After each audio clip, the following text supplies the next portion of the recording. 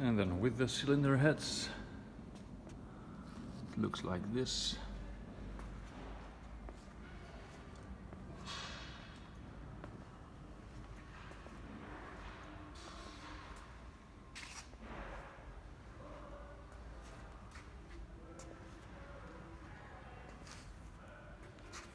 And then the belt covers need to be reinstalled too, so I have them here.